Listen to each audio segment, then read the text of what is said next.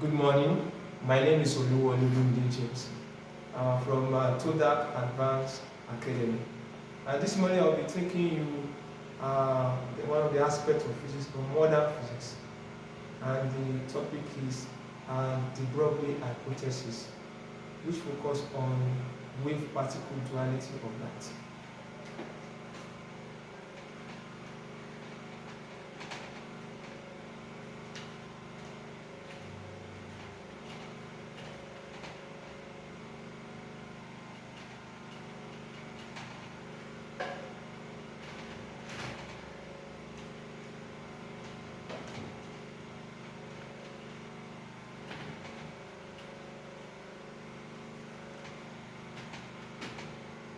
But before we go on this morning, we need to look at what wave really implies and also particles. First and foremost, let's look at wave. Wave is any spread out disturbance, and it is specified by the following. Number one, we have wavelength. One of the attributes of wave is wavelength. Number two, wave travels at a particular frequency. Number three, the wave has amplitude. Number four, wave also have intensity as it travels. And number five, wave move with respect to a phase or wave velocity. What these are the attributes of waves? Number one, we have wavelength. Number two, frequency. Number three, amplitude. Number four, intensity. And number five, phase or wave velocity. So let's look at particle. Particle.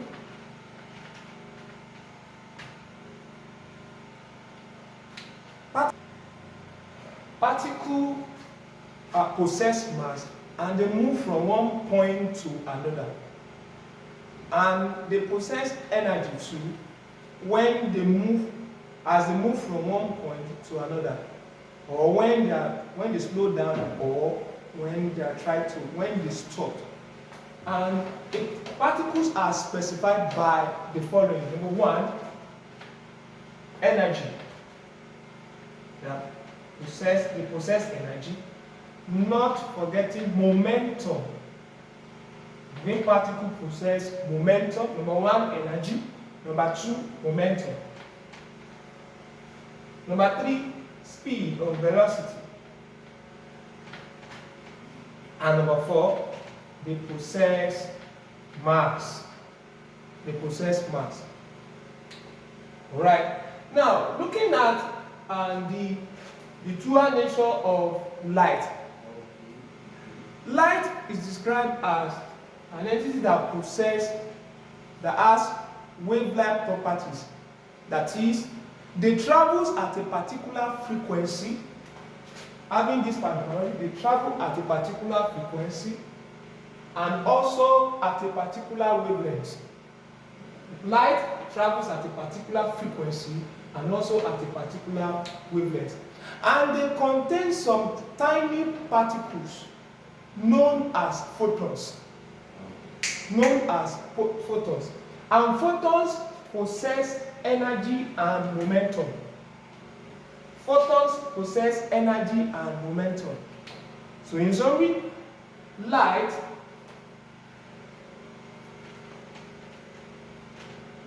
or radiation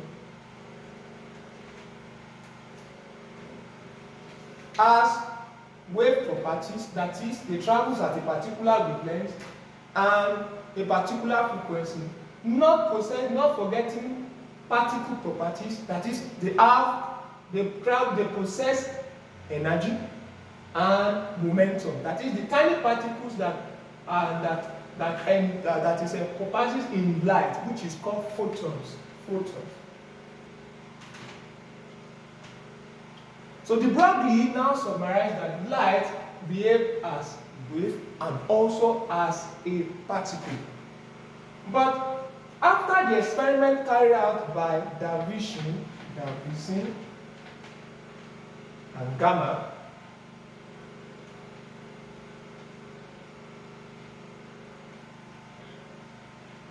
he now suggested that material particles such as electron, proton, and neutron also act as waves.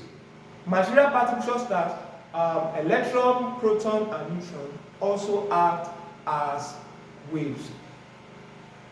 So wave particle duality of that. Then phenomena that support what de Broglie is trying to, the hypothesis of de Broglie. One, evidence that support that light behave as a particle. Light behave as a particle. Evidence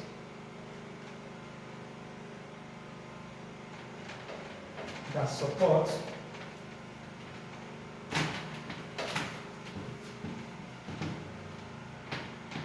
light behaving as, let's say, a particle. We have photoelectric effect, which involve electron being emitted from the surface of metals. Another one is black body radiation. Black body radiation, which is supported by Planck's quantum theory. And the last one is Compton effect. Compton effect. These are the evidences that shows that light behaves as a particle. Also, evidence that shows that light behaving as wave or having wave-like properties are the following. All the properties of wave, which are reflection, because light can be reflected. Another one, refraction. Another one is diffraction. Light can be diffracted. You can also have interference, and so on. So these are the evidence that shows that support light behaving as a wave. So he now proposed the theory, de Broglie proposed the theory. He said that all moving particles act as a wave. All moving particles act as a wave. And he called those waves de Broglie wave. De Broglie wave. And the wavelength of those waves are known as de Broglie wavelength. De Broglie wavelength. De Broglie wavelength. De Broglie wavelength. Now, how did he deduce an expression for de Broglie wavelength? First, he relates Einstein mass energy relation, that is trying to get the expression for wavelength. We state that E is equal to mc squared, and C is known as speed of light. Speed of light. The value is 3 times 10⁸ meter per second. Let's call this one equation Roman figure 1. And also Planck's, and also number 2, Planck's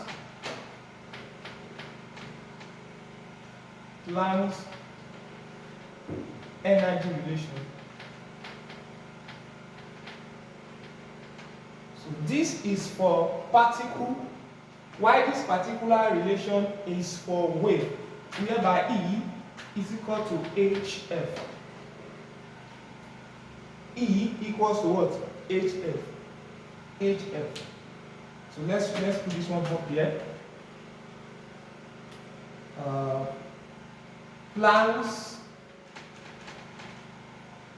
energy relation.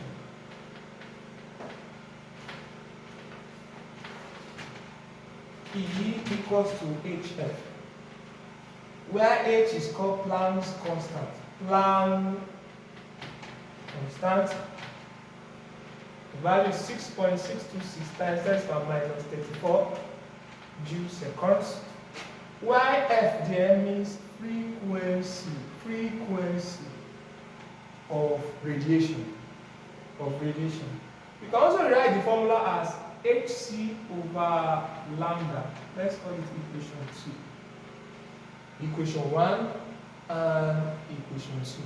So you now relate the two equations together. Since energy is equal to Planck constant times frequency, and also energy is also equal to mass times velocity squared. But that velocity is the speed of light, that which is relating to light.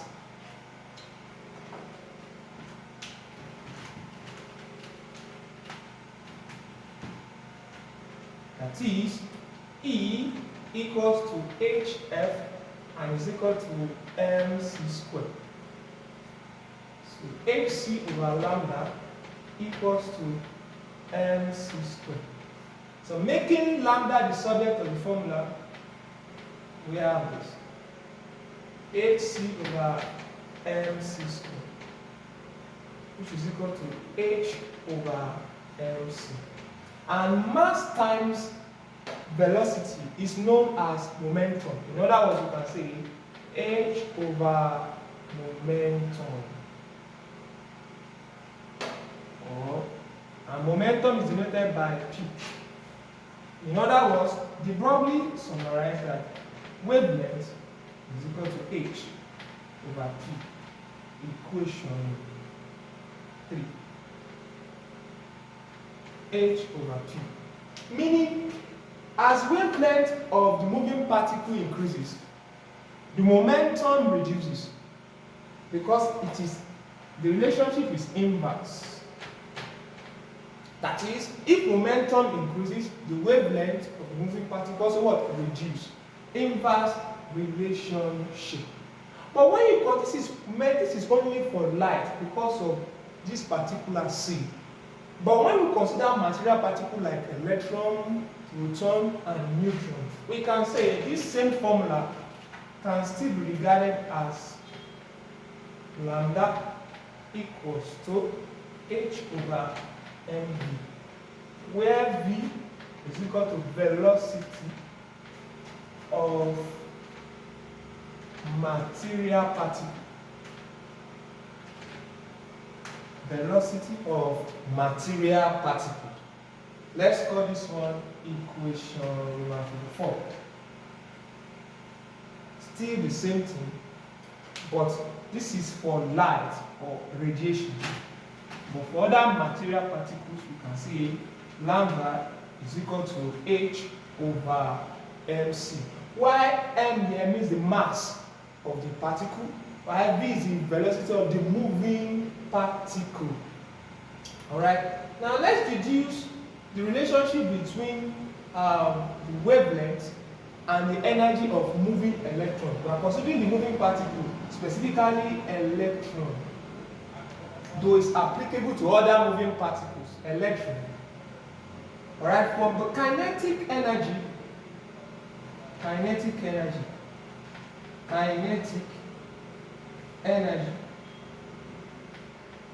is half mv squared. But when electron is moving in a particular field, don't forget this particular equation. Well, when electron is moving in a particular field, be it, let's say, electric field, the same energy is equal to EV, meaning charge of electron. And that part, this is small letter v, small letter v, small letter v. Why this is capital letter V? The capital letter V is electric potential. Electric potential. and the unit is volts. While small letter E is charge of electron. Charge of electron. The value is 1.6 times 10 raised by minus 19 coulomb. Now relating these two together, we have half mv squared is equal to E capital V. Now when you now make the small v the subject of the formula, we have V squared equals to 2EV over M, and small v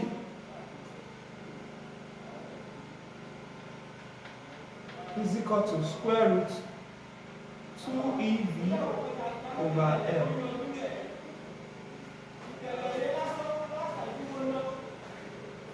Right? So when you now substitute this particular expression into equation 4,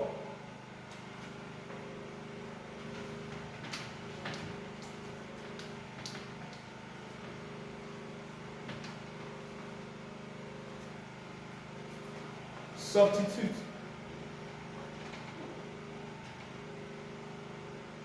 V equals to square root 2EV over ME into equation 4. We have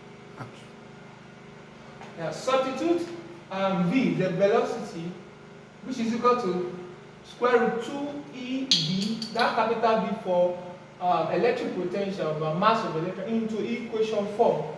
So we now have lambda equals to H over M, which is mass of electron, square root 2EV over M. But when you find an expression that makes this particular mass M to enter the square root, we have H over root M is square 2EV over M. So lambda equals to H over root 2EV and E. So this is the expression to deduce the wavelength of a moving particle. The Broglie wavelength for a moving particle. But something is so peculiar about this.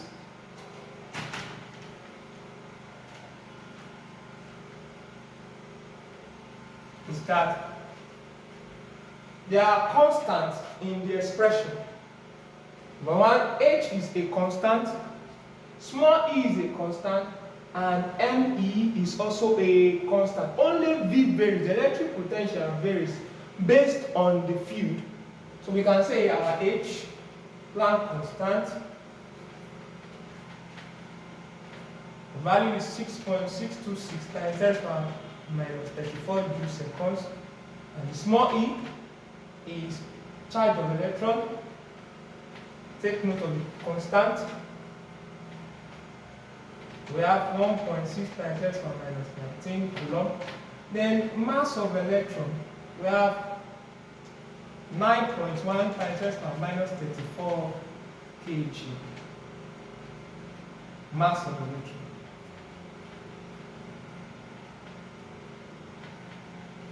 In other words, we can make this formula to be more simpler, but breaking it down. And so let's call it equation 4, equation 5. So lambda equals to H over square root 2E ME times 1 over root V. So when you substitute all the parameters in the constant into this particular expression, lambda will be equal to 12.112 or 12.12 times 10 raised to power minus 10 over square root V. That is, everything in this part, in this part is 12.12. 12 times 10 raised to power minus 10. But 10 raised to power minus 10 is known as 1 Armstrong unit. Armstrong unit. In other words, we can write the formula as 12.12 Armstrong units over root v. So either this or this, we are good to go. So take note of the formulas.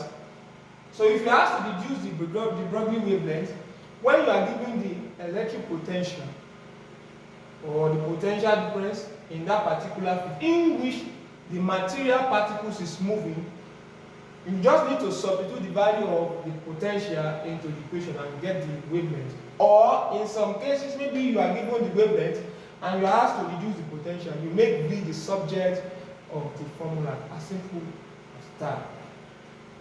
And so, from this expression, we can say that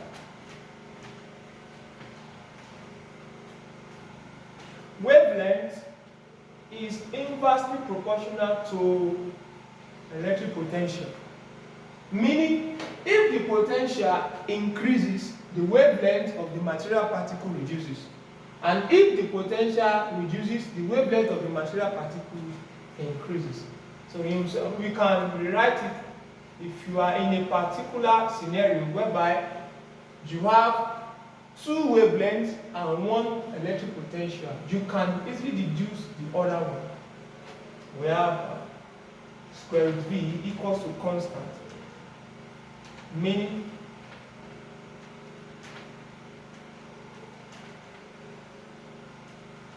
that is, when you have 2 particular parameters of this, or one of them is missing or is an unknown, you can easily make it the subject of the formula. So in summary, you have the ratio of the 2 wavelengths of the material particle, then you have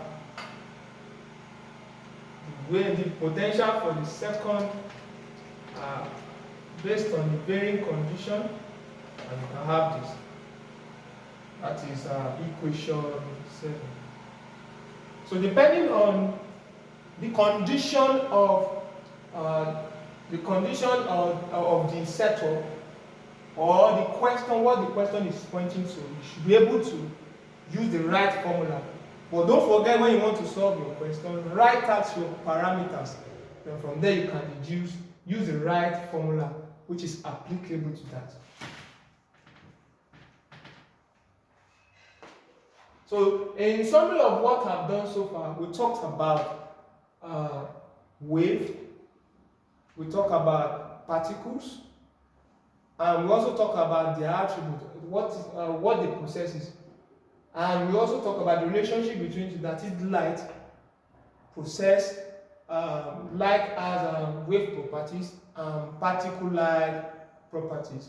Then the Broglie now suggested that after the experiment of division and gamma, was able to conclude that all moving particles possess act as wave. And the relationship between wavelength and kinetic energy was also deduced, and the expression for wavelength in terms of electric potential is also deduced. With this, we should be able to solve as many questions under the Broglie hypothesis.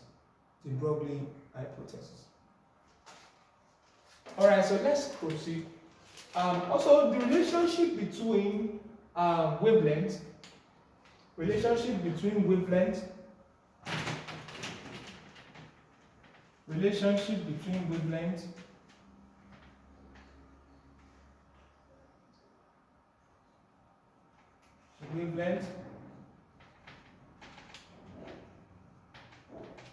of moving particle or material particle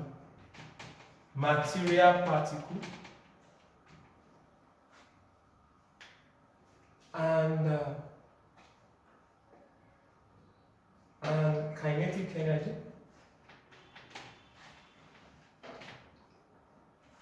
Don't forget that kinetic energy is equal to half mv squared.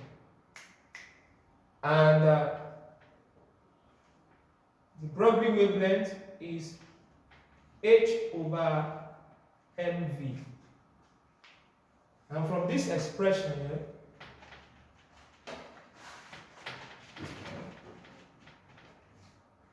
when you make v squared the subject of the formula, v squared is equal to 2ek over m, then v equals to square root 2ek over m, while that m represents the mass of the moving particle. So substituting this expression into this, we can say our wavelength is equal to h over m, then square root 2e subscript k over m. So if we rewrite it, we can say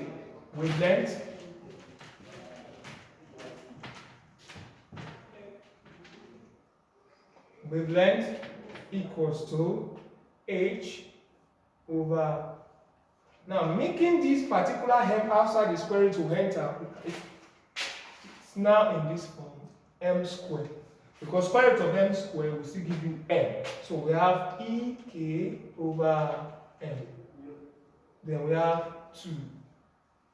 So this one reduces. So we have wavelength is equal to h over square root of 2ek, then 2ekm. Now from this expression too, if the material particle is electron, if particle is electron, because we can have other material particles like proton, neutron. So if it is electron, lambda equals to h over square root of 2me times 1 over square root ek. Meaning me is a constant. Yeah, me is a constant and h is also a constant. So you can substitute all the parameters and get the right answer. So mean to reduce the wavelength in terms of energy, we have equation 8. So with the view of this, there are different expressions for wavelength depending on the parameters given. You should be able to deduce from there. We'll be able to calculate the Broglie wavelength of the moving particle. So in summary, the Broglie hypothesis focused on the dual nature or the dual properties of light and also other material particles. Thank you.